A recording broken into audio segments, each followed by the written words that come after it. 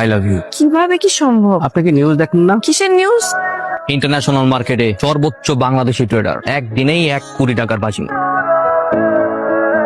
টাকা পয়সা তো কম ইনকাম হইতেছে, কামে তো লাগাইতে পারতেছি না। ব্ল্যাক মানি হোয়াইট করার একটা মাস্টার প্ল্যান আছে আমার কাছে। এখন আমি আর সেই বস্তির ছেলেটা নই। কি করলেন এটা মামু? আমি আর চা খাই না, সময় চেঞ্জ হয়ে গেছে, যেটা বলতেছিলাম। আগে তো প্রতিদিন আমার দোকানে এসে খাইতেন, আজকে আপনি কটা টাকা হয়ে গেছে দেখে আপনি আমার ভুলে গেছেন। শোনেন, এ ও দেখতেছেন ইম্পর্টেন্ট কথা বলতেছি, সরান তো সরান। রাইসুল, তুমি লাস্ট সেমিস্টার এক্সাম দাও নাই কেন? এই সেমিস্টারে তোমার 0% ওয়েবার, কোনো প্রকার ডিসকাউন্ট পাবা না।